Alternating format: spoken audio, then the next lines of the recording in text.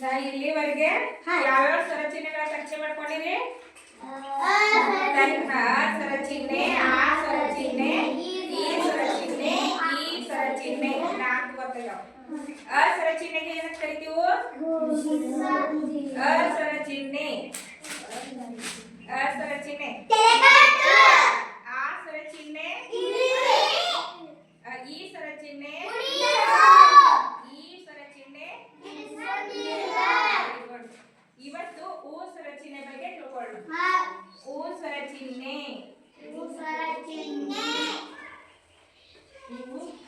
ಸ್ವರಚಿಹ್ನೆ.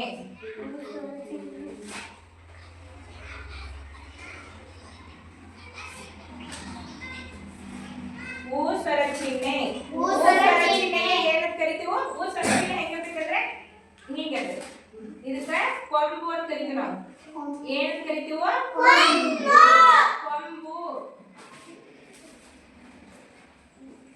ಊ ಸ್ವರಚಿಹ್ನೆಗೆ ಕೊಂಬು. ಕ ಪ್ಲಸ್ ಉ.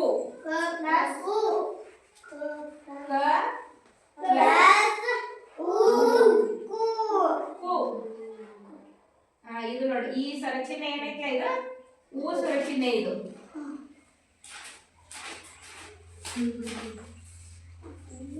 ಊ ಸ್ವರಚಿಹ್ನೆ ಇರುವಂತ ಗುಣಿತಾಕ್ಷರಗಳು ಯಾವ್ಯಾವ ನೋಡೋಣ.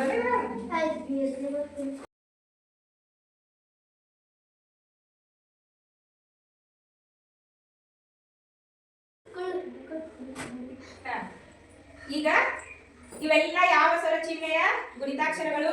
ಊ ಸ್ವರಚಿಹ್ನೆ. ಊ ಸ್ವರಚಿಹ್ನೆಗೆ ಏನಂತ ಕರಿತೀವಿ? ಕೊಂಬು. ಈಗ ಊ ಸ್ವರಚಿಹ್ನೆ ಇರುವಂತ ಪದಗಳನ್ನ ಹೇಳ್ಬೇಕು. ಕಾಡು ಅನ್ನೋದು ಯಾವ್ದು ಇದ್ರೊಳಗ? ಫಸ್ಟ್ನೇ ಅಕ್ಷರ ಆ ಸ್ವರಚಿಹ್ನೆ. ಡು ಅನ್ನೋದು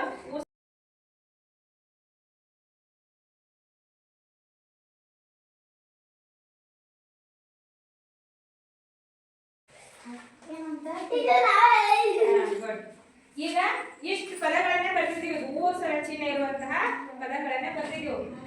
ಇದರಲ್ಲಿ ಯಾವ ಅಕ್ಷರ ಊ ಸ್ವರಚಿಹ್ನೆ ಇರುವಂತದ್ದು ಐತೆ ಅನ್ನೋದು ಹೇಳ್ಬೇಕು ನಾವು. ಈಗ ಕಾಡು ಐತಿ. ಕಾಡು ಒಳಗ ಯಾವ ಅಕ್ಷರ ವೆರಿ ಗುಡ್. ಗುರಿ ಕುಟೀರ ಮಾರುತ ಕರುನಾಡು ಎರಡು ಬರ್ತಾವ. ಗುರು ಎರಡು. ಯುಗ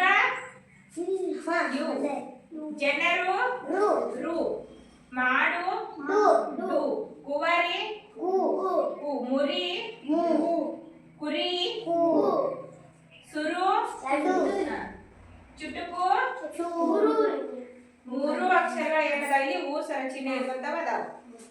ಹುಟ್ಟು ಎರಡು, ಹುಳು ಎರಡು, ಕುಳಿತ ತುಳಿ, ಬುಡ ನುಡಿ, ಗುಡಿ ಕುಣಿ, ಸುರಿಯಲು ಸುಲು ಬುಡ ಬು. ತಿಳಿತಾ? ಇನ್ನೊಂದ್ಸಲ ಹೇಳ್ರಿ. ಆ ಸ್ವರಚಿಹ್ನೆಗೆ ಏನಂತ ಕರಿತೀವಿ? ಆ ಸ್ವರಚಿಹ್ನೆ. ಈ ಸ್ವರಚಿಹ್ನೆ ಗುಡಿಸು. ಈ ಸ್ವರಚಿಹ್ನೆ ಗುಡಿಸಲಿಲ್ಲ. ಊ ಸ್ವರಚಿಹ್ನೆ ಕೊಂಬು. ಊ ಸ್ವರಚಿಹ್ನೆ ಕೊಂಬು.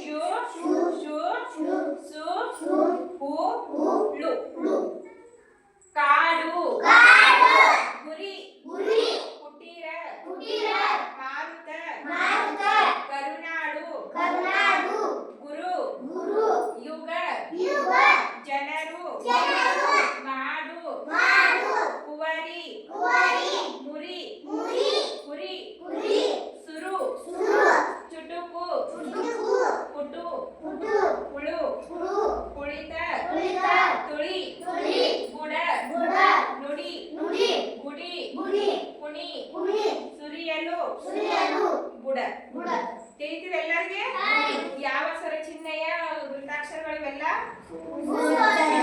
ಸ್ವರ ಚಿಹ್ನೆ ಊ ಸ್ವರ ಚಿಹ್ನೆಗೆ ಏನಂತ ಕರಿತೀವಿ ಕೊಂಬು ಈಗ ಭೂ ಆಗ್ಬೇಕಾದ್ರೆ